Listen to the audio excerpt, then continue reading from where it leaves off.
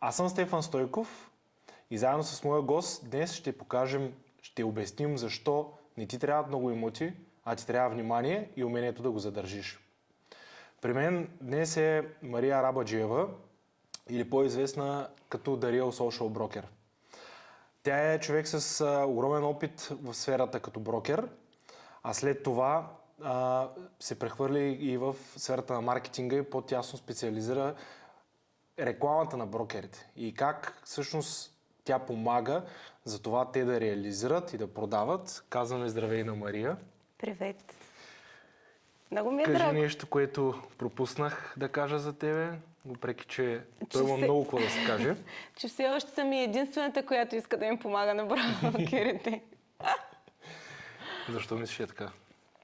Не, аз се шегувам, обаче не, просто няма някой, който също да се е специализирал в работата с брокерите, пък аз, както и ти каза, излизайки от тая сфера, просто смятам, че добре разбирам бизнеса и добре разбирам колегите си.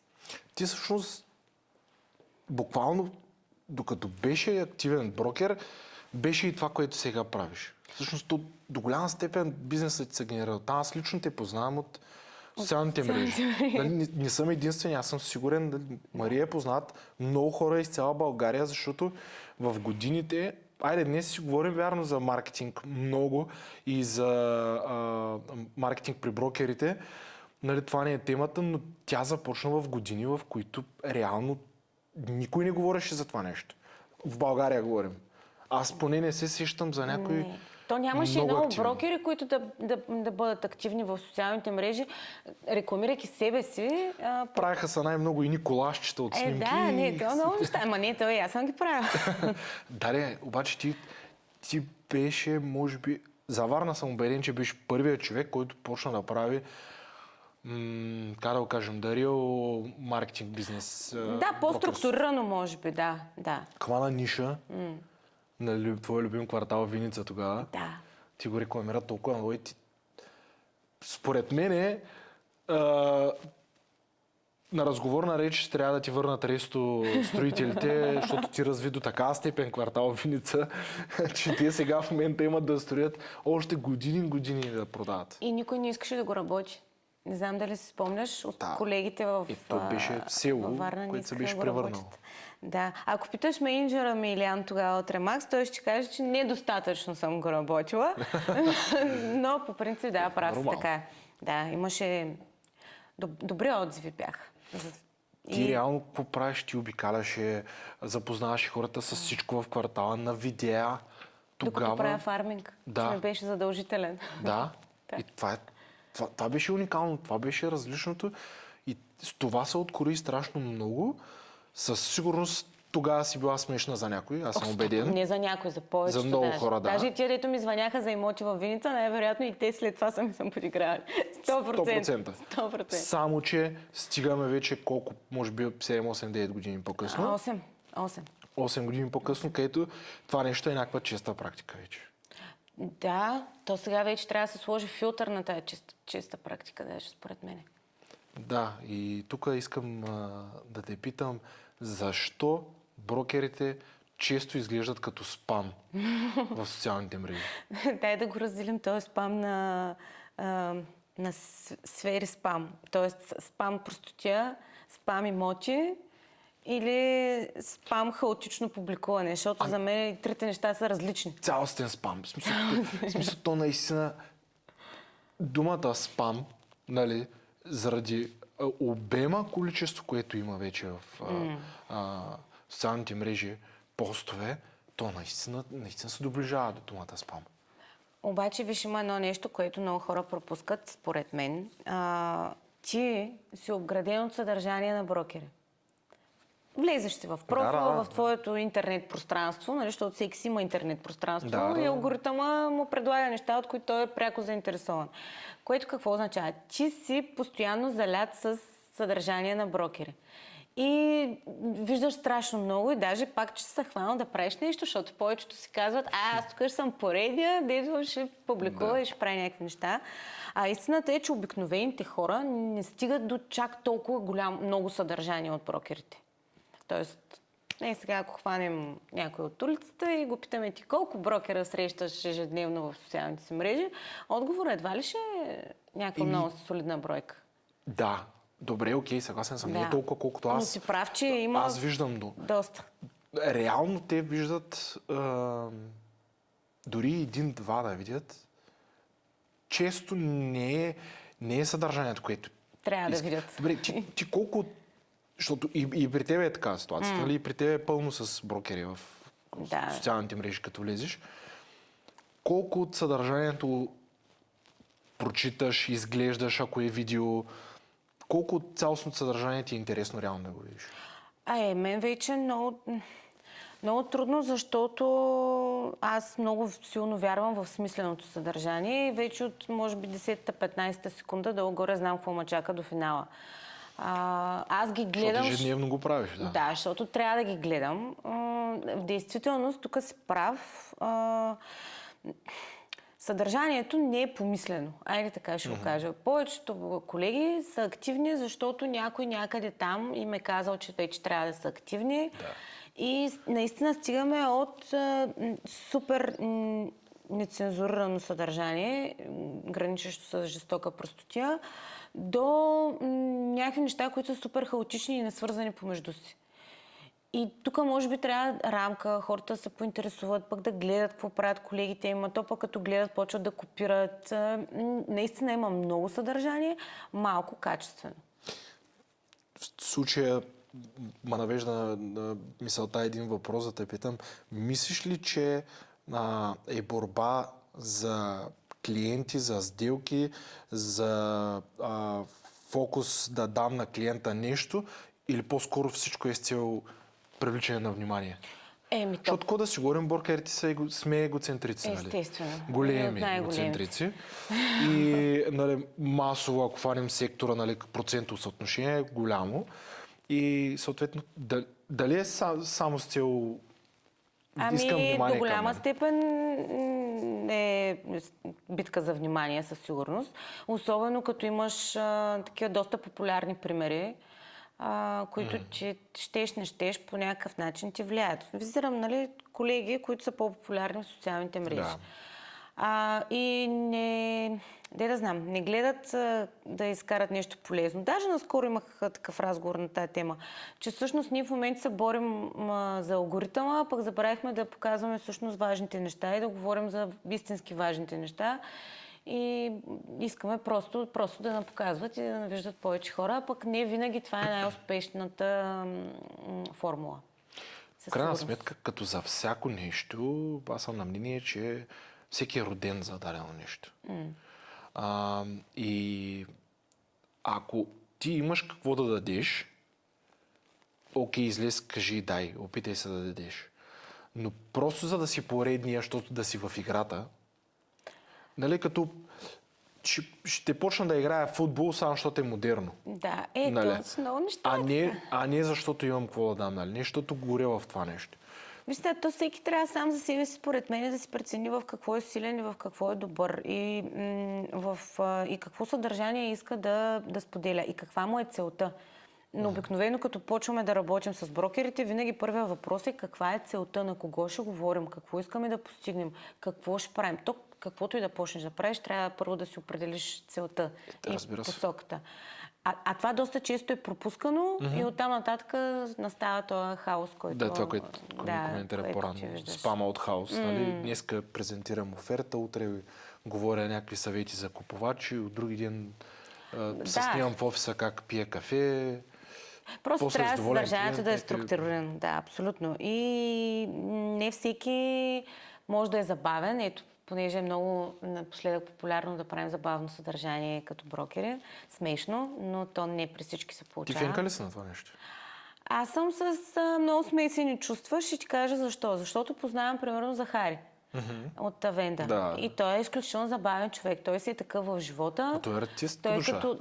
И по професия. И по професия също така, нали, което не е много важно в така ли? случай. Да. Аз не знаех, че е професионален артист. Добре. Ето, не се познаваме лично, пак от социалните мрежи. Да. Виждали сме се, по образование поздравяваме завършил нов български с режисура и кинорежисура.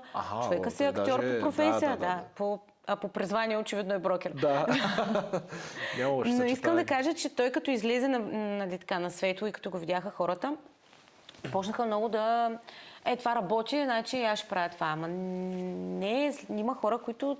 Друга да им е силата. Това, което каза и ти преди малко. Не всеки е забавен и не е задължително, щом нещо при някой се получава, то непременно да се получи при всички останали. Даже няма.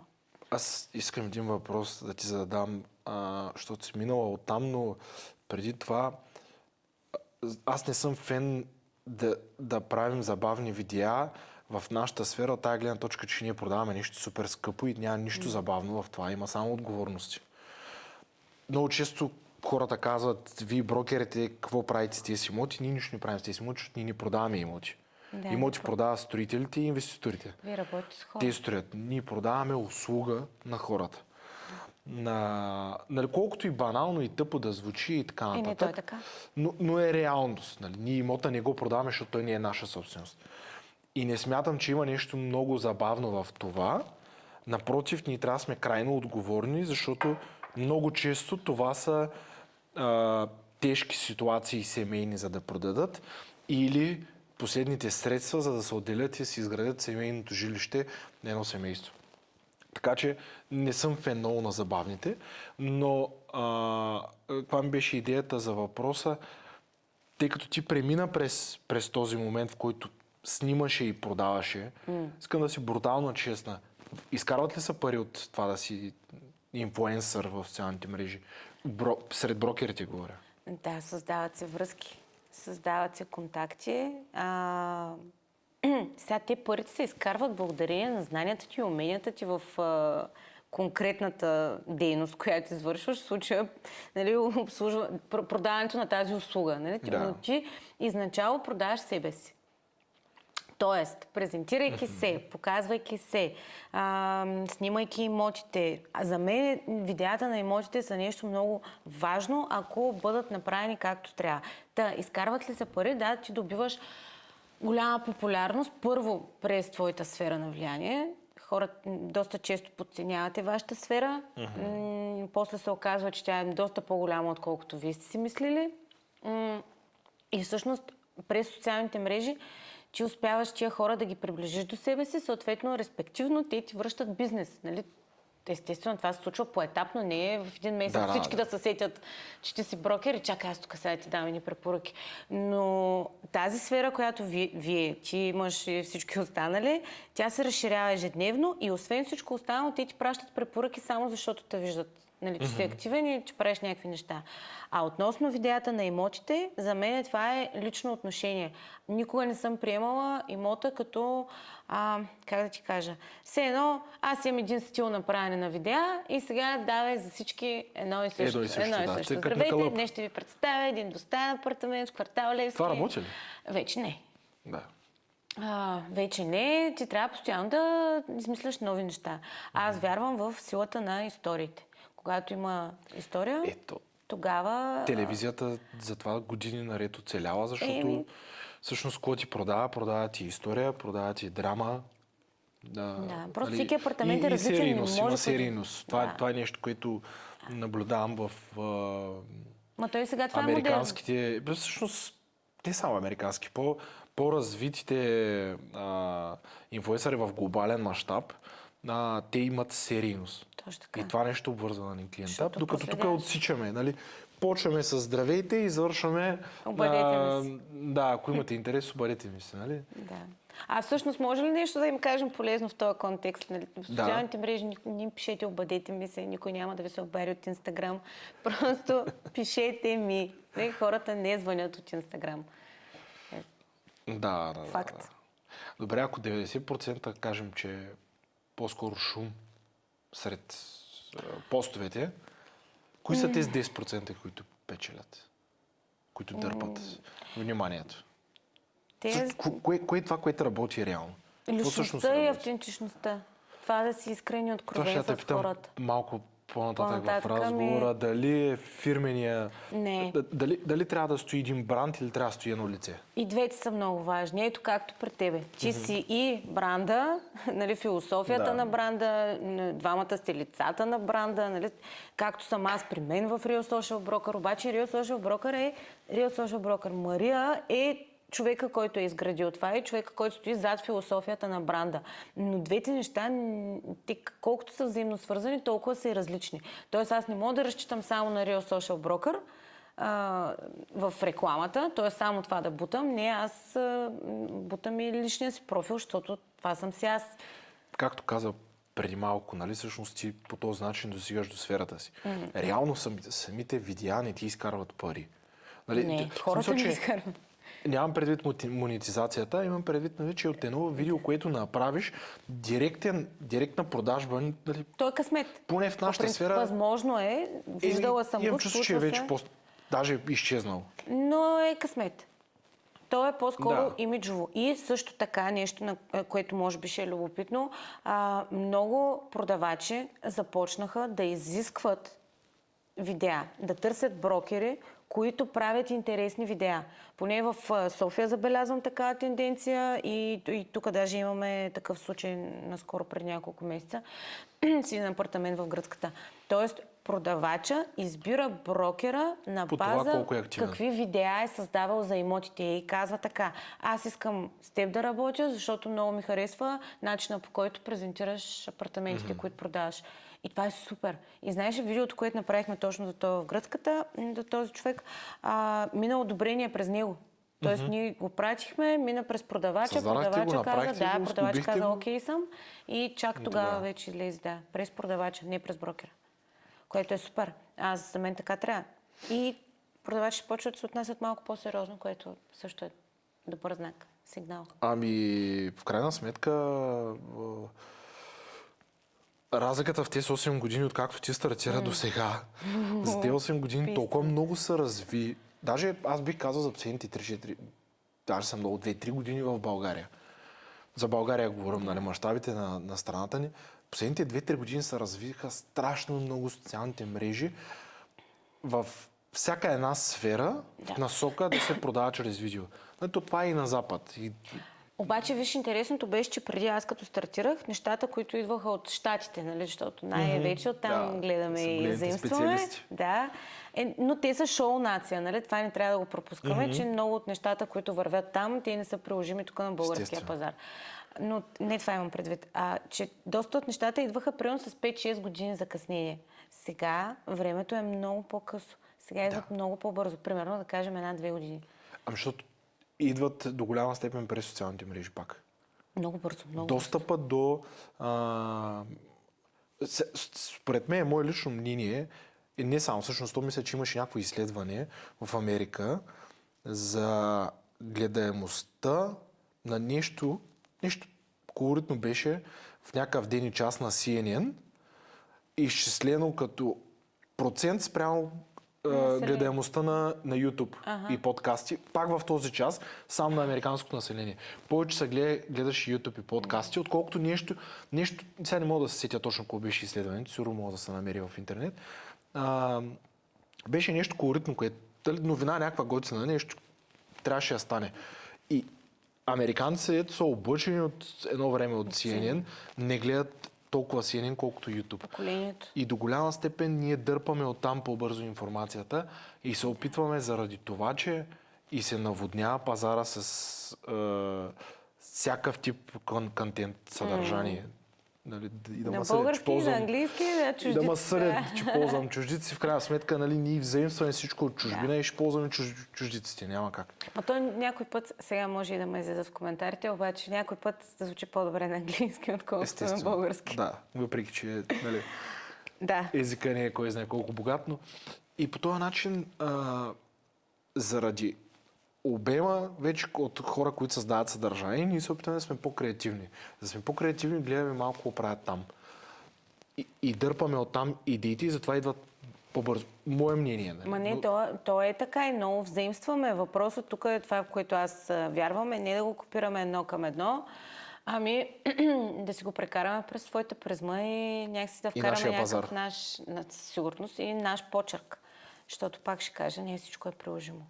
Дори това, което правя аз като започнах да го правя, то беше в Щатите създадено вече, имаше доста агенции, които правиха това. Моя модел по нищо не прилича на техния. Това си ти. И Той нямаше как да го приложа тук. Личното в... личният почерк в всичко, което правиш, то се усеща. Тук от едно известно време навсякъде по подкасти, по новини, по статии, навсякъде пишат най-ценната валута, която предстои да разменяме е доверието. Едно доверие, нали, всеки говори за доверие, постоянно, навсякъде всеки говори за доверие. Само, че имам чувство, че хората стават до такава степен сетивни, че реално усещат доверието именно ако усетят личния почерк на човека. Да. Ако той е истинал студент такъв и заснима нещо само, защото да е в тренда, тренд. Как е на български тренд? Сега да не ползваме чуждицата. Вълната. Вълна. Ето, да. не звучи готино. Да, сега има си сигурно. Ако се поразровим тук в някой речника, може би ще намерим някоя хубава дума. Речник със сигурно ще ме задия, ама в крайна сметка, нали, това е думичката. Ако си в тренда, само за да си в тренда, човек ще го усети. И при всички положения, те хората са, те и поколенията се сменят, има и на предвид. И хората не обичат, ако не те усетя, даже и през социалните мрежи, няма да ти звънна. Работа има за всички.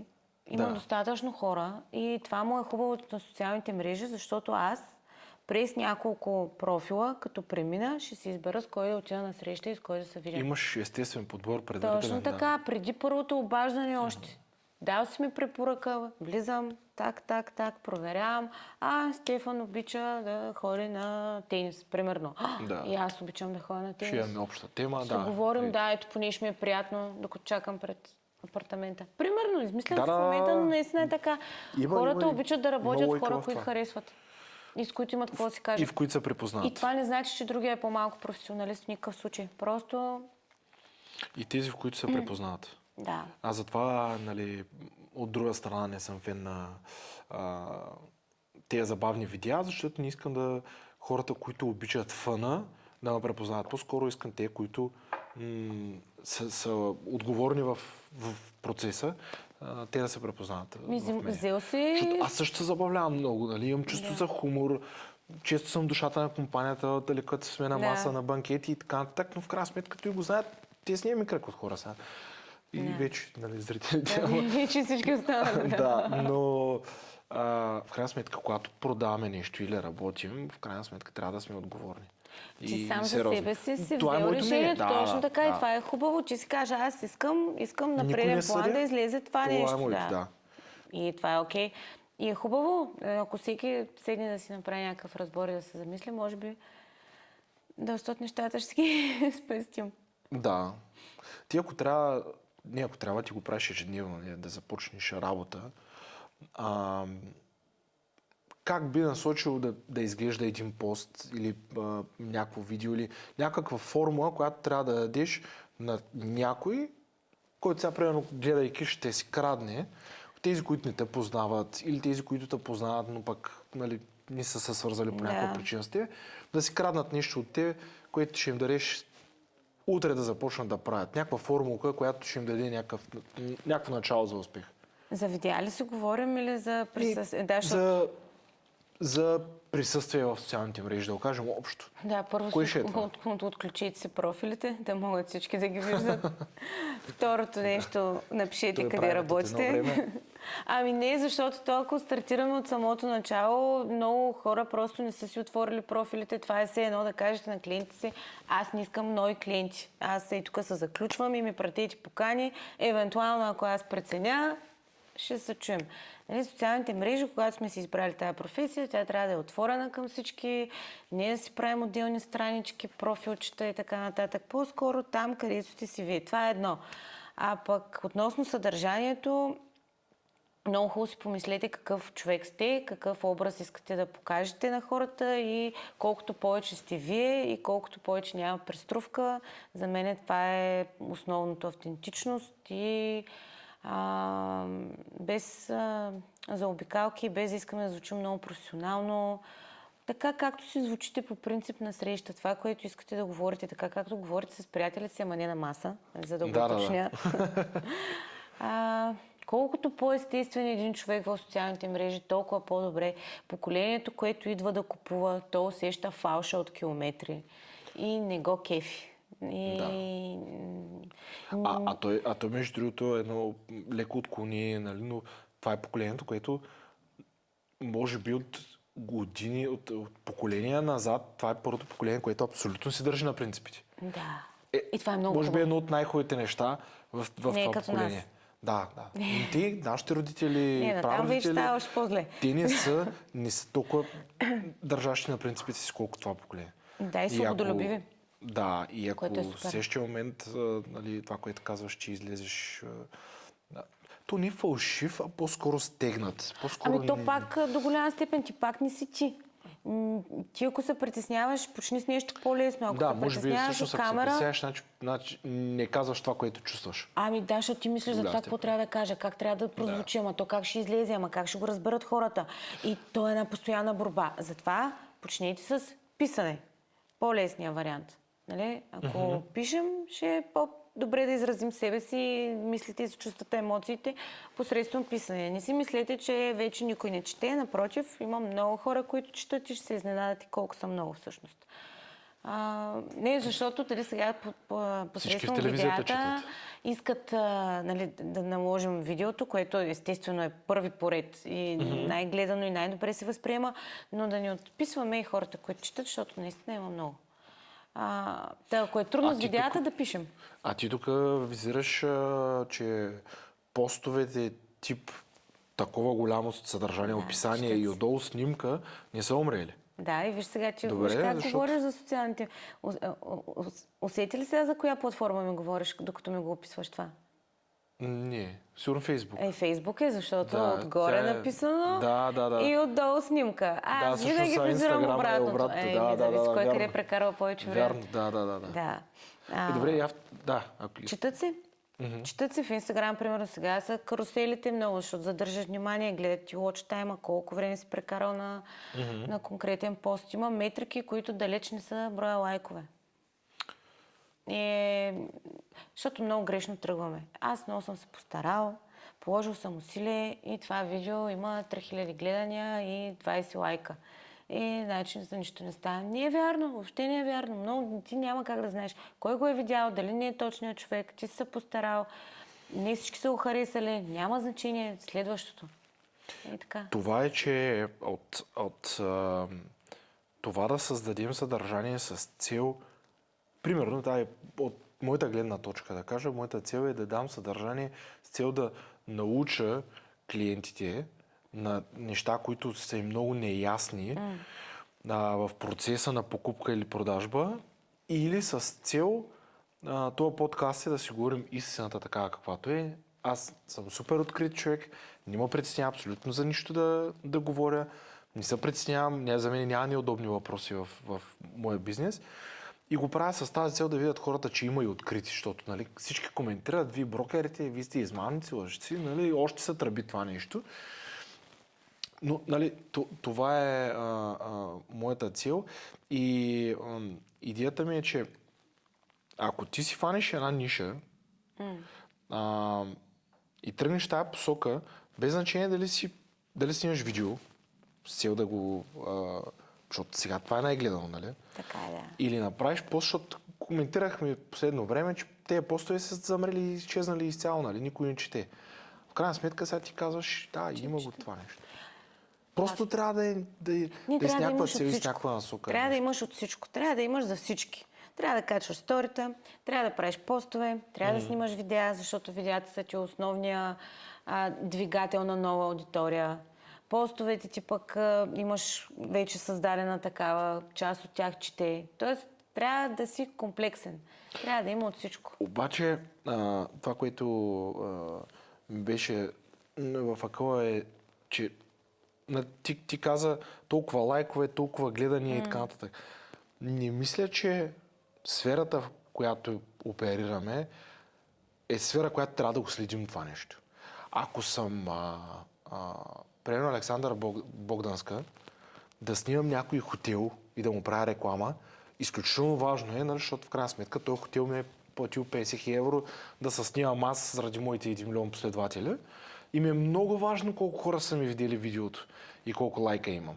Защото толкова до повече хора ще стигне. Клиента ми е собственика на хотел Хилтън. Тук си измислям някакви имена, нали, но ще е доволен и в крайна сметка пак ще ми се обади и пак ще взема 50 000 евро за реклама, пост или нещо по-голямо. Или ще надградя. Нали, не знам дали са такива числата, стрелям някакви неща. Иска да станат инфлуенсър след тия цифри. Не знам дали са такива цифрите сега. Не, примерно Хилтън 100% ще даде. Не знам дали на Богданска. Най-вероятно няма, така сума, но няма значение. При нея едва ли има нисък хонорар, да. Да, нали, не е това фокуса. По-скоро измислям числа и имена. Но в нашия бранш, нали, не продаваш лайкове. Ти също не печелиш от това, че трупаш лайкове и видеа. Не трябва да ти я водиш. А ние се залисваме в... залисваме това. Защото то всичко така не оградило ти даже... Защото така работи социалната мрежа. А тя е средство, което трябва да използваме ние. Всичките тия метрики, те се променят през 3 месеца. Значи ти ако си брокер и си имаш друга работа, или си менеджер, или собственик, управител, все тая.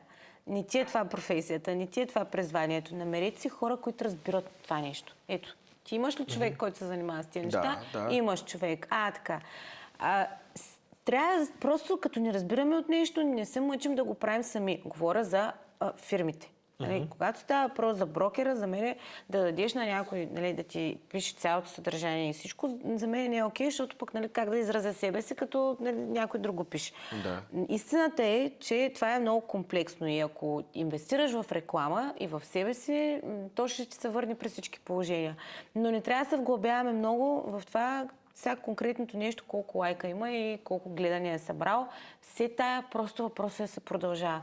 Личен бранд, нали, в чистата му форма се изгражда за не по-малко от 1 година. 1 година. Ти ако за всеки пост така го изживяваш, нали, то тук не стана, не се получи. Давай следващия, върви напред. Ти не мислиш, че моите са много... всички те познават, толкова хора в България. Да, това е абсолютен факт. И интересното е, че всички гледат. Голяма част от тях обаче просто не реагират. Аз ако тръгна всеки път да се чудя сега кой го е харесал, кой не го е харесал, ама той видял ли го е... Аз като се срещна с хората, оказва се, че всички ми гледат съдържанието, значи всичко е наред.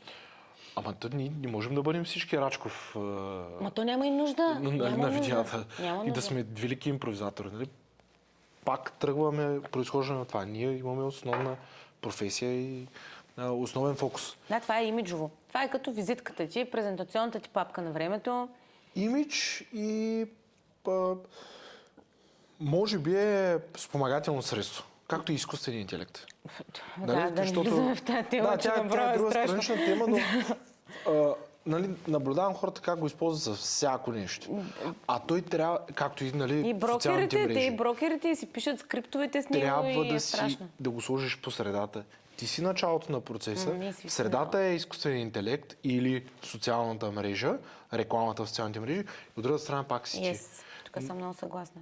Както наскоро, няма значение, с някой си говорихме и каза, изкуственият интелект не измества хора, измества процеси. Не замества хора, замества процеси. И ги прави по-бързи, определено. Да. И ние трябва да се възползваме от тези арсенала от тези оръжия, но не да са основата и всичко и да се доверяваме на 100% на тях. Съответно, нали, на социалните мрежи. Ама естествено, не продава обявата или там рекламката. Продаваш ти после. Да, и в последствие имаш много повече работа. С някакъв див талант, който ще предсъздадеш някакво много яко доверие. Ама после, като се срещнеш и ако човека не го усети с здрависването топлата ти ръка, съм съгласна, ще имаш 50 000 лайка. Ама виж сега, много интересно, защото с напредването на всичките тия технологии, аз винаги от самото начало казвам така. Аз не отричам всички методи, други, които брокера използва за за продажбата на имот, за достигането до нови клиенти. Тук визирам фарминг, визирам студени обаждания, визирам контактна листа, нали, да прозвъниш, да говориш. В никакъв случай не визирам даже всичко, което правите в социалните мрежи, то трябва да води до срещи на живо. Да. Нали, тоест, пак мотивацията е да се срещнем с човека, да достигнем до човека, да видим в района какво се случва и така нататък. Тоест, това е допълнение. Абсолютен факт е обаче също така, че това допълнение в момента генерира най-много бизнес, поне с хората, с които аз работя от повече време. Допълнението си е голямо перо. Да, защото казваме не е основа. Не е основа. Основата си ти като човек и като професионалист. Но от всички, как да кажа, от всички неща, които ползваме, от всички инструменти, това е инструмента, който работи най-добре в момента. Можем ли да кажем, че този, който ползва 5% от времето си, от ежедневието си за личен брандинг и маркетинг, на фона на този, който ползва 30%, отделя 30%, в полза на по-голямото време е човек, който със сигурност успява повече. Да. В броя сделки и в обема работа. Да, със сигурност. Абсолютно мога твърдо да го заявя. И също така абсолютно грешно схващането, че който прави видео означава, че няма работа. Не, истината е, че който прави видео осъзнава нуждата да има повече работа и след време. И тук е съществената разлика, защото доста често съм го чувала. Аз имам работа, на мен видеа и реклама не ми трябва. Това до кога обаче? Да, Че пазара става интересен? Тази тема... Пазара става интересен, да. В тази тема, в тази насока, смяташ ли, че трябва да го мислиш за дългосрочната игра? Когато го правиш, не краткосрочната. За кога го мислиш? Ти, Да, това си е като буквално отворихте изграждане офиса да избутаме тая година, пък после ще видим. Така ли си го мислехте вие? Не, то аз даже съм такъв, че съдружника ми често ме базика, че мисля 10 години напред. Ама то не е лошо. Аз наистина мисля 10 години напред, нали? Какво трябва да направя днес, че след 10 години да има ефект? Така, много хубаво. Аз да кажем, че си го съкръщавам на 5 години, но... Да, то е лошото, че аз много напред гледам. Защото след 10 я камилара. Да, той след 2 така. Сигурно той след 2 месеца е така. Сметка. Ама хубаво е да знаеш къде искаш да стигнеш, за да знаеш на къде вървиш. Обаче, особено в социалните мрежи, аз гледам на бизнеса си доста по-напред и смятам да се занимавам с това, което се занимавам години наред. Нали, да го развивам и да става все по-добре и все по-добре. Така и при брокерите вярвам, че който смята, че иска да бъде брокер след 5 години, той отдавна трябваше да е започнал да се занимава с социалните си мрежи и с личния си бранд. Ето, нали, както покупката на имот каза, че най-подходящото време е винаги преди 5 години. Съответно, предполагам, че нали, да си изградиш личен бранд винаги е някакво време назад. Не съм готов. Ако трябва да сведем до минимум нещата и някой, който ни гледа, иска да е този развиващия си. В смисъл има ентусиазма, иска да е дългосрочно в този бизнес и на база тия 30-40-50 минути, не знам колкото си говорим вече, е усетил готиното и позитивното. Кое е това нещо, което трябва да прави? Да ви кажеш, примерно, 3 неща, които трябва да прави и 3 неща, които ако нещо е направил до сега, трябва да спре да го прави. Но спрете да качвате оферти на имоти. Нали, не искам да им правя реклама на сайтовете, но имотните сайтове, без да конкретизирам кой точно. И не визирам най-големия, защото той е ужасен. Така. Никой не знае за какво става въпрос. Да, истината е, нали, за съжаление, ние тук си говорим за някакви модерни неща с тебе, защото е модерният свят, а в следващия момент ние нямаме една платформа, която да се доближи. Работи се по въпроса, според мен. Има една, работи се по въпроса, но виж сега, те всичките неща вървят комплексно. Ако не се ползва дадено нещо, което ти е предоставено, после ще кажа на това, защото я зачекнахме тази тема, пък ми е интересна.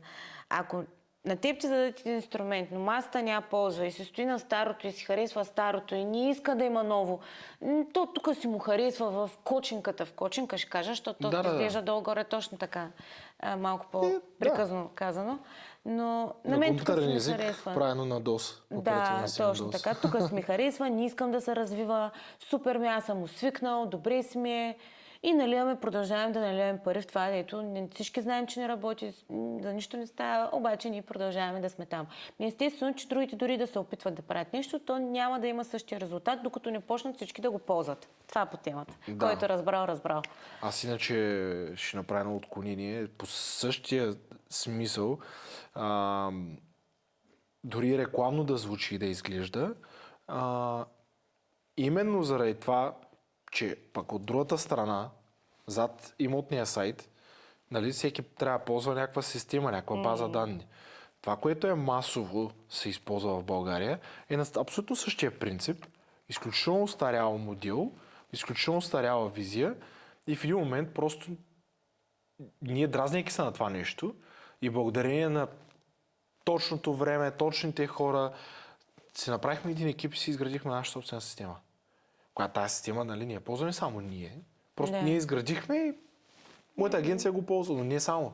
Да, Нали, идеята е това нещо да го развием. Те първо почваме да го развиваме това нещо, да го разпространяваме, нали? Яко. С много функционалности, но съм сигурен, че срещнем този опор, който това, което винаги ти е така. каза. Винаги е Защото масово, масово брокерите са остарели в мисленето си. Въпреки, че си говорим за някакви модерни неща. Да, между другото, тук много парадоксално става. Ама то е. Ти с какъв процент от брокерите работиш? От цялата гилдия. Много са. Примерно да кажем, че за Ти 3 работиш с години... много хора, ама... Сега в момента заработя с по-малко. Примерно работят с голяма част от Ера България. Т.е. с всички офиси от Ера в България. Там е, нали, ти знаеш, франчайз, там е друго. Те си имат система на работа, работят по един начин и супер. На мен, да ти кажа, ми е доста комфортно в този формат, като... защото всички работят по един и същи начин. Което е супер, да. Защото иначе малко става хаотично. Но реално извадката от директните хора, с които работиш, е малко перо от общия обем брокери. Абсолютно е така, да. Защото много малко перо. Много голяма част много голям процент от брокерите са точно тези, които ти каза. Аз искам кочингата. Да, много си ми е хубаво. Нали, прекрасно си ми е, но то ми е простичко. Защото съм свикнал. Свикнал съм. Да. Да, ми ни пари на месец. Зато и аз мисля 10 години напред. Защото искам сега да направя нещо, което 10 години е дълъг период. Аз с това развитие се надявам след 2-3 години да се обърнат не си погаля егото. Напротив, по-скоро да им покажа, че има начин, да се обърнат хора и да кажат: човек, ти как го правиш? В смисъл, кой ти носи този успех? И пак казвам, не си погаля егото, защото аз го правя с цел. Всичко, което правя в този бизнес, го правя с цел да се развие бранша на някакво ниво. Това така започнала ти. Защо се смея? Да, защото много се препознавам в това, което казваш ти. И моята основна мотивация за това, което съм правила и в самото начало, и сега, аз просто искам да дам на този бранш нещо и след време то да остане. И да кажат: ето, да, така се случи, така и... С цялата си увереност на света мога да ти кажа, че до голяма степен цялото развитие на бизнеса в социалните мрежи, в нашия бранш, е благодарение на това, че аз почнах да говоря за това. И натисках и изправи. Сега ще се смеят, после ще питат как се прави. Как стана, да. Така и благодарение на какво ти е успеха. Така е, да. Да се върнем да кажа нещо на хората. Че поне почнахме, обаче за кочинг почнахме да си говорим. Я пак ми задай въпрос. Че какво беше? Че трябваше да дам нещо, от утре да почна да прилагат, нали така? Да, точно. На някой, който сега ще си го усети като неговото, или е правил нещо до момента, да му кажеш 3 неща, които ще работят, и 3 грешки, които прави и трябва да спре. Ще почна от грешките. Да спрем да качваме оферти в формат, нали, просто линк. Да. Да не разчитаме толкова на тези групи, в които основно изяждаме хейт. Да не си мислим, че хейта е най-градивното нещо, за да растем нагоре. Това станаха ли 3? Станаха 3 неща. Да не ги е страх от това, но не е това водещото. По-скоро. Да започнем по един пост на седмица. Пост, казвам. Може да не е видео, може да е просто така да си изразим чувства, мисли, емоции, да си разкажем историята на хората, да разберат вие, ние, вие. Кои Да. сте, за какво се борите, защо сте избрали тази професия. Това е супер важно, за да се скъси някаква дистанция с тази аудитория. Оттам нататък просто да може да се поддържа в времето. Естествено, видеа, ето тук е много важно да кажа, ако не можете да снимате сами видеята, инвестирайте и плащайте на хора.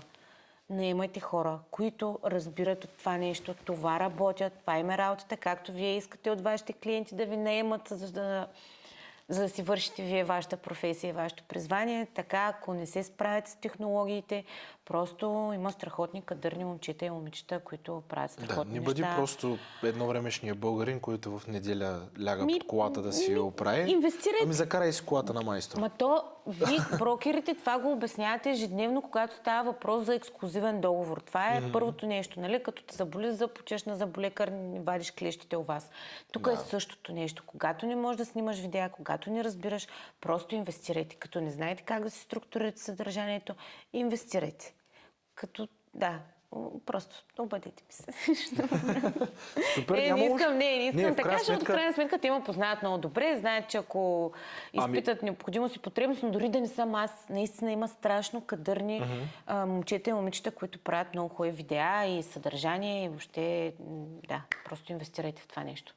В крайна сметка няма лошо да се направи някаква реклама, защото ако без значение, нали, ти гледаш реклами навсякъде. Да започнем от там. Където да отидеш, гледаш реклами. На улицата, в магазина. Да, днеска и вас го видях на един билборд. Супер, много се радвам. Да, това е смисъла, нали. И тази реклама те облъчва. Тя те облъчва. Ти в един момент отидеш и потребяваш този продукт или тази услуга. Само, че ти я потребяваш с някаква голяма част от часа сетивата ти. Ами ти като останеш разочарован, без значение колко е велика тая реклама, ти няма да се върнеш. Така че аз нямам нищо против това някой да си направи реклама на себе си, защото хората трябва да отидат и да опитат после. И ако останат доволни, това означава, че ти правиш реклама на нещо качествено. И за мен има разлика между его и това да правиш качествена реклама и качествен бизнес. Защото егото може да е високо, нали? На фона на некачествен бизнес.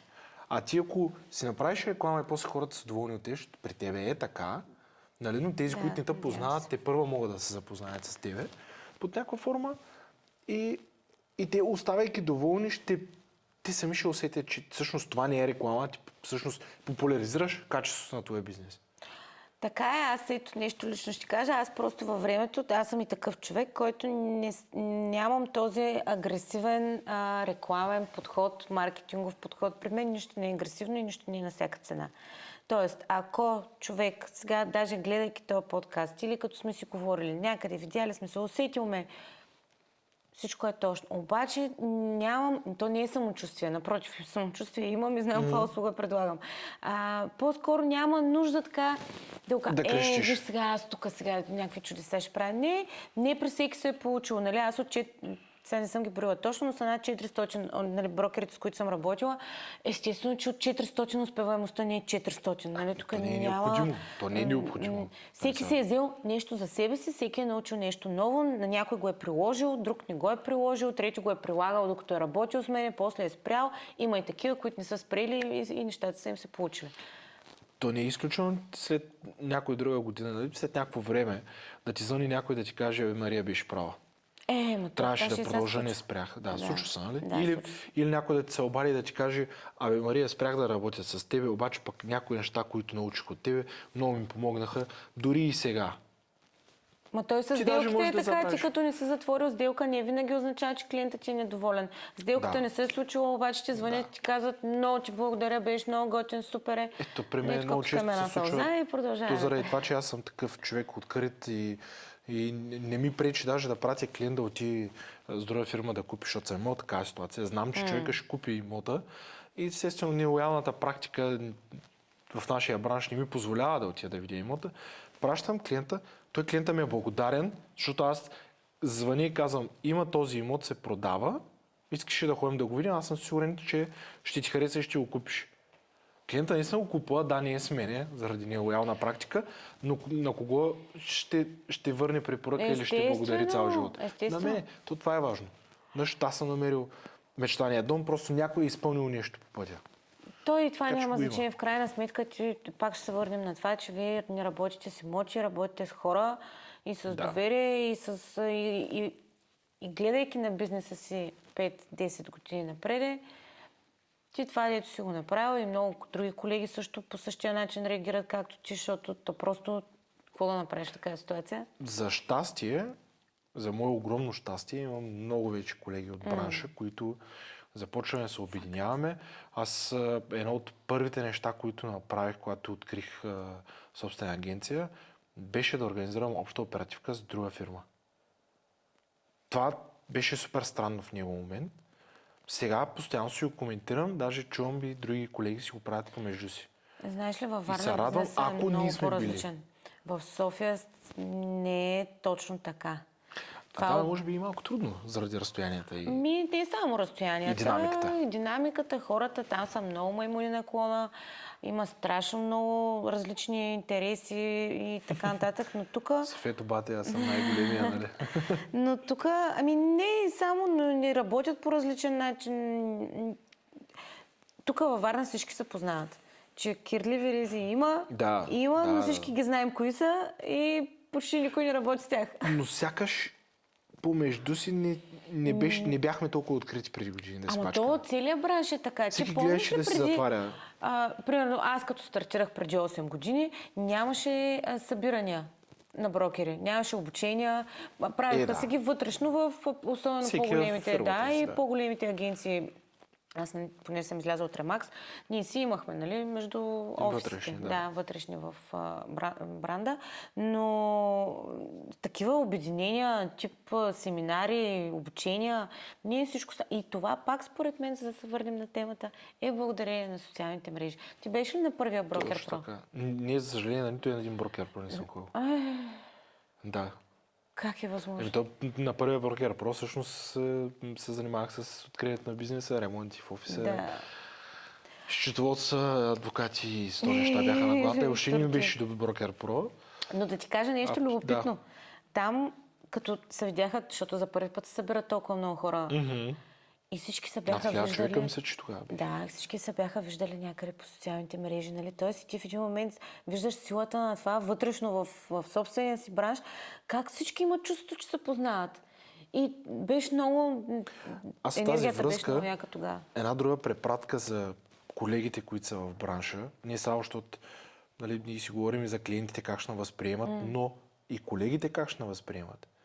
Защото аз забелязвам как с много колеги се познаваме само от социалните мрежи и когато се видим за първи път, примерно по-рано стана въпрос за Слави, колегата нали, от Еравива, нали, ние в последно време се сближихме много покрай една академия, напред-назад сме общи теми и така нататък, но преди това ние се познахме от социалните мрежи. И ние нямаше здравей, аз съм Стефан, здравей, аз съм Слави. Здрасти, Слави, как си? Здрасти, Стефане, как си? И директно тръгва разговора. И ние един вид имаме някакъв бекграунд за себе си вече. Предпакет. Да, а всъщност го нямаме на лайв, но го имаме дигитално. Което е малко странно, нали, че имаш някакъв дигитален бекграунд за човека и ти вече си изградил някакво мнение, имаш някакъв образ за този човек. Хем обаче е готино, защото в крайна сметка една идея по-лесно тръгва комуникацията и точно е това, за което си говорим, доверие.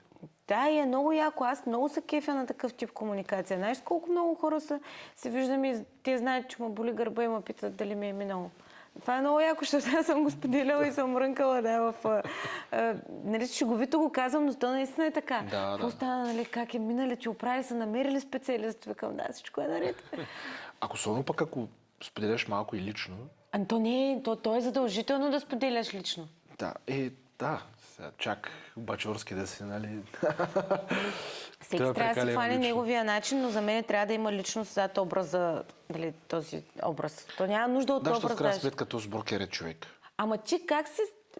Следейки ми съдържанието, ако бях просто тук да ти обяснявам някакви неща за социалните мрежи, без да вкарвам личността, без да ти разказвам истории за мен и така нататък, връзката и комуникацията ни нямаше да е същата.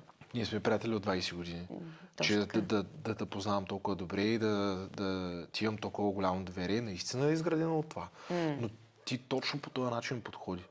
Ти беше себе си един човек, който се разхожда из Виница и докато търси имоти за продажба, всъщност ти правеше видеа. Да. Но това си ти, това е Мария Арабаджиева, Какви не е неща брокера. помниш? Много е яко това. Яко е наистина, то тогава като нямаше още повече се открояваш. Ти и сега ще се откроиш, защото нали си говорихме, че 10% е само шум, нали, и спам, но и сега ще се откроиш, но тогава беше още повече. Да. Защото тогава имаше онлайн магазини, платени реклами, постове кифленски снимки, нали, кой е на плажа, кой нали, на някой вила и така нататък, кой е DP. И всъщност кой имаше друго, аз не се сещам някакви други Как постове. имаше кученцата в Snapchat? Тия сещаш ли са? Да, разбира се. Да, великите постове тогава, да. Или примерно ние филтри, ще бъдеш или какъв си след 10 години. Да, всякакви неща, ама Зорята нямаше тази година много, да. отговаря на това. И такива почта изведнъж, бам, Мария Арабаджиева, някакви видеа, така. Но ти знаеш, че първата ми сделка от това, че казах, че съм брокер в социалните. Първата сделка в първия месец, нямах един месец. Първата си сделка е Евър. Евър е благодарение на Фейсбук и на първия ми пост изобщо, който написах. Здравейте, ако някой купува нещо, продава, нали, естествено, супер. И какво се включи някой, дето купува? Той му е познат и човека трябваше просто да пресече от среща улицата и да си вземе парко мястото от строителя. Обаче ми звънне и ми каза: Мария, така, иди ти да се занимаваш, защото да съм ти на академ, да ти се получат нещата. После и препоръка писмена ми написа и комисионна си плати. Супер. Нали, това не е благодарение на моите знания, нали, в недвижимите имоти. Да, помогнал ти е, Но подава той ти е просто, морално, да, обаче но ти е стимула. откъде дойде? Да. Пак То оттам. нищо не е случайно, защото това нещо може би е било катализатора. Това работи. Ти си видяла, с първия пост имам ефект. Да. Газ постове. Ама сега нали не се заблуждавайте. Години наред. Не е винаги така сработва. Да ни подлъгат, боже, тук хората. Ти по-рано каза, минимум една година ти Минимум отнема. година и то консистентно съдържание. Минимум И ето година. ние през кого минахме. Значи първо постове, видеа, Сторита са много важни. сторита, лично, не само професионално, целенасочено съдържание без хаос. Нали? Това стана много голям обем от мисъл и посока, която трябва да фанеш. Знаеш ли, аз имам едно обучение, което е 3 месеца и е много готино, защото точно така поставя основата. Тоест всички тия неща, тук където ги изговорихме, нали, с какво трябва да започнеш, как трябва да го започнеш, каква цел да си определиш, така нататък. Всъщност, така структурирано вече след толкова време, нали, защото то претърпява метаморфози, това обучение не веднъж, не 2 пъти, не и 10 пъти, доста пъти претърпя. Няма как.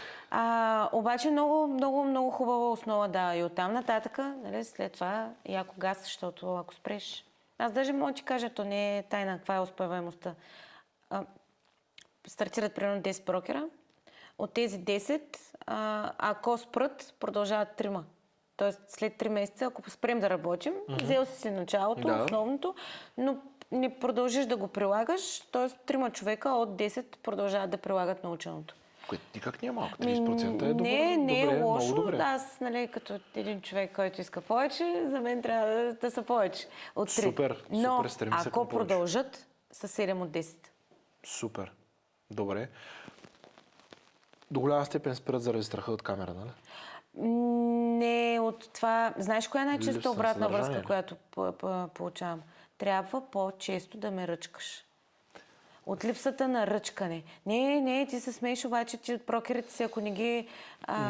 хората, които работят за тебе, особено тези по-начинаещите, ако не им търсиш отчети, не ги ръчкаш... Да, пият кафе. във всичко е така, нали? Всяко нещо е така, но в крайна сметка, ако ти искаш да си някой и да изградиш име, трябва да си изградиш първо система. Да. Всъщност не, ти първо трябва да имаш в себе си дисциплина. Тя да е вътре в тебе. Дисциплината ще води напред. След това ти ще усетиш, че можеш и искаш да си някой. И тогава вече трябва да... Някой, имам предвид име в бранша, след това трябва да си изградиш система. Ако ти имаш система и в тази система пише вторник правя видео и в понеделник в края на работния ден отвориш и видиш плана и системата каква е за вторник, ти вечерта ще си мислиш, аз съм на това мнение, аз наистина много вярвам, странично да ме съдя там, дали вярвам в нали, че вярвам в енергии и вярвам в Що пък силата да на не вярваш? мисълта, но наистина, ако ти си програмираш съзнанието да мисли в дадена посока, то ще създаде. Вие затова с Слави така добре се разбирате. Сега Да, и той е добре. В тази тематика Така е. Ще няма кажа. алгоритъм, нали? За Захари ще ти кажа, понеже Да. точно за това за ритъма. Много често срещам отдолу коментари, даже и на колеги, съм го чувала от колеги брокери, той не работи по цял ден, снима видеа. Захари, само да ви кажа, човека, който качва всеки ден видео, той снима веднъж в седмицата, във вторник. Той го е казал Да, на и много снима места, а 10 сега видеа. просто да ви го кажа и аз. Да, снима 10 видеа на един ден, нали? И целият месец той от една година качва всеки Божи ден. Да. А снима веднъж в седмица. Значи може. Създадеш ли си система на работа, значи може. И въпросът от преди малко, това означава, че алгоритъма не работи. Не говорим само за алгоритъм на социалните мрежи. Говорим за реалното съдържание, което ти ще изкараш от себе си. Защото ако ти имаш и система, нали, тя в тази система, примерно, ще си вкараш някакъв момент от графика от ежедневието, да мислиш Да си съдържание. го спреш за това, точно така. Да мислиш съдържание. Това съдържание, виж, съдържание звучи добре, не е контент. Съдържание е страхотна дума, аз гледам нея да ползвам. Мислиш съдържание. И ти изграждаш това съдържание и заснимайки го, както каза, пример, нали? Той е хубав пример, но ти, ако имаш добра система, го снимаш всеки ден за 15 минути. Това Знаеш да за си какво искаш изкараш да говориш? телефона, докато си чакаш клиентите и кажеш 2-3 приказки, здравейте, така, нали, това... в Днеска момента е тези интересен ден, клиенти- предстои ми. Тези клиенти са Да. такива, това е интересен казус, искам да го споделя с вас, нали, преминаваме през това и в този момент дойдат клиентите и ти кажеш, нали, здравейте, на камерата току-що разказа, нали, това, което преминаваме с вас. Това е топ вайрал. Супер, защото разказваш някаква лична история, да, ще спечели хората да го гледат, също време ти отнема 15 минути. 15 минути, Трябва ти- ако си ако имаш успял система. да, и ако си свикнал да го правиш, нали, в началото е трудно. Сега, защото да им кажа, извадете си телефоните и почнете да снимате. Аз мога да го кажа, то в моята глава звучи по този начин. Ти, който си свикнал вече да го правиш, в твоята Не, звучи... напротив. Ти Точно не това го е, че аз правиш. не го правя. И тук ще да ти кажа, да, че аз също го казвам лесно, но ми е трудно да го Ма направя. те на всички Това обучения го казват бе, човек. Аз където слушам хора, които правят обучения, нали, на брокери, от маркетингови агенции, от най-различни места и се казва, просто извадете телефона и снимате. Ма то не е толкова просто. И е трудно. И аз го разбирам, че е трудно. Просто бавно, по-малко, на хапки, на части и нещата се получават. Но трябва работа и трябва ти за себе си да го избереш като нещо, което искаш да правиш. А не някой да ти го налага. Смяташ ли, че е по-голям риска, който поемаш да не се, да се покажеш, да не се покажеш пред камера, на фона на това да останеш невидим? Защото сякаш, нали, тези, които казват, аз нямам време за видео, остават невидими. Това са глупости, че И няма ги наричам време. невидими. Просто не искат да ги снимат. Ще е един етап, в който много ще искат да снимат видеа и този момент не е много далеч, колеги. Смяташ, че е по-голям риск? Който По-голям поемат. риска е да стоиш и нищо да не правиш и да си мислиш, че сега, понеже имаш бизнес, всичко е наред. Пак казвам, това е за момента. С течение на времето ще стигнем до друг етап. Ами, това, Не е много което далеч. по-рано казах, че реално изследване е проследило гледаемостта на YouTube подкасти и CNN в дарен диапазон. Маси цифри нещо мога да ти конкретно. кажа. В 82% от населението на България, сега ако бъркам, но долу-горе са толкова, са активни имат активни профили в социалните мрежи. 82% от населението. Ти представяш се, това е цяла България. И ти, ако това за Почти теб... махаш също абсолютно всички активни. Даже не маха... Да, говорим Махаш за... децата, бебета, Говорим нали, за които нямат активни телефони. потребители, които имат профили, които се използват. Не просто създадени профили, защото тогава ще е нали, цифрата ще е доста по-голяма. Но ти представяш ли си? Значи това само по себе си, ако не ти е мотивация да започнеш днеска, аз не знам какво друго. И не само, значи, те по статистика най-гледани са... Със сигурност е по-гледано Shorts и Reels. YouTube е най-гледаната отколкото... платформа и в България. Понеже го И в спомена, България ли? и в България е най-гледаната платформа. Мисля, че беше 79% от ползващите социални мрежи използват. Всички имат YouTube, т.е. всички прекарват време в YouTube. След него е Facebook. Защото са вече малко TikTok. по-интересни. Малко по-интересно е съдържанието от телевизията. Телевизията стана еднообразна. Просто мога да си избера какво да гледам. Телевизията има новини, сериали и предавания, които целят Лоши едно и новини. също нещо. Да, лоши новини. Нищо хубаво не се казва. Които целят едно и също нещо. Привличане на внимание, задържане. Това, което в началото си говорихме. Е, че всъщност брокера трябва да създаде съдържание, което да привлече внимание, но и да има умението да го задържи. Това прави телевизията, но лошото е, че тя няма нищо надграждащо и нищо обучаващо, развиващо се теб, скилс, умения, потенциал, нещо. В телевизията, а в YouTube го има вече. Плюс това в YouTube, както каза, ти имаш Избирам избор. си, не искам ми се слуша вашия подкаст, пускам си вашия подкаст. После ми се слуша нещо за родители. Пускам си нещо за родители. После ми се слуша Шумна гора. Пускам си Шумна гора. Тоест никой не ми налага. Аз избирам какво съдържание да гледам и това е супер. И е много хубаво. Другите назад, платформите, нали, те са ясни. Фейсбук, защо, Инстаграм, ТикТок. Кое смяташ, че е по-продаващо в момента? Фейсбук, Инстаграм? Няма такова нещо, като Навсякъде по-продаващо. Ще ти ги разбия много лесно. TikTok е място, където може да достигнеш до страшно много хора за много кратък период от време и без тия хора въобще са пряко ангажирани с твоето съдържание по принцип. Оттам, нали, част ще влязат, ще те последват, друга част просто ще ти остане видеото там обаче гледано. не мога да контролираш да само в България. И така нататък. Но и TikTok знае, нали, че там трудно се изгражда истинска връзка с хората и затова са ти оставили поленце, където ти можеш да последваш този даден човек в Instagram и в YouTube. Нали, YouTube, ако е както при тебе имаш подкаст, който е дълъг 1 час, в TikTok си качваш шортовете, съответно... Мисля, че повече преминавам, а пък е Така ли интересно стана? с тебе, да. Но пък, нали, може да ги прехвърляш да изгледат целият епизод, съответно от шорта, на който са попаднали. Инстаграм е мястото, където според мен всеки един брокер, ако още не се е усетил да е там, то много бързо трябва да започне да създава съдържание там и да се позиционира там като експерт. Защото както в Щатите, нали, защото гледаме, Инстаграм взима превес и започва да гони много усърдно Фейсбук. И това е нещо много скоро ще се случи, че ще изпревари едното другото. Далеч сме още, но не е чак толкова много далеч. Съответно, Инстаграм е платформата на поколението, което и не само, но по-скоро. Примерно дъщеря ми е на 15, айде така ще го кажа. Дъщеря ми е на 15, дори не знае как изглежда интерфейса на Фейсбук. Изобщо няма никаква представа. Тя има Инстаграм. Тя има Инстаграм и има TikTok. Чати си по Инстаграм, да. Това са двете платформи. Съответно, много хора използват Инстаграм. И брокерите, като хора, които искат да са там, където са хората, трябва да имат и да използват и да бъдат активни там. Не просто да фигурира и да го има като профил. Фейсбук е ясно, той е развит за всички.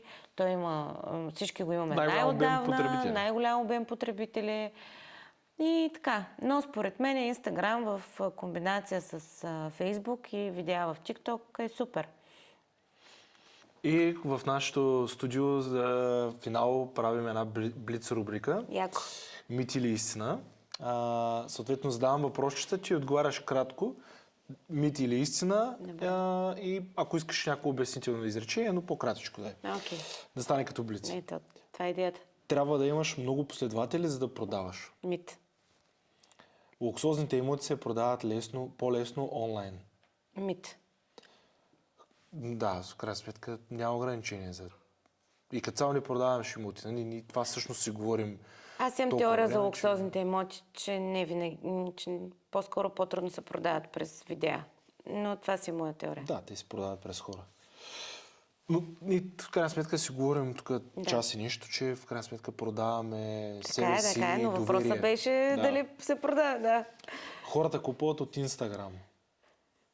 Доверяват се от Инстаграм, значи между мит и истина е. Но ще клони по-скоро към истина за бъдеще. Да. TikTok е загуба на време за брокери. Мит, абсолютен. Нали, чувала си със сигурност мнението, то TikTok е само глупости там. Да, абсолютен мит. Професионалното видео е задължително. Не, мит е. Това ще я те пита, между другото, по-рано ма тръгна разговора в много хубава посока. Трябва ли да има да е заснето супер качествено с Не камери, винаги. с добра обработка и така нататък, за да... Не винаги, но е хубаво да има и такъв тип съдържание в профила ти. Да, просто да не си мислят хората, че трябва да стои екип от професионалисти, режисьори и сценаристи, които да ти През движат цялото всичко. време не. Да. За конкретни неща е по-добре даже. Добре. Алгоритъмът убива съдържанието.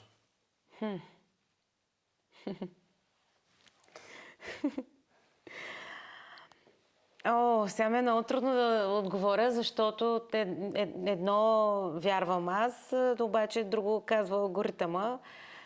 Да кажем, Просто че не е ясно в какво вярваме. по средата съм, да. По средата съм между мит и истина. Мога по средата да отговарям, нали? Може. Добре.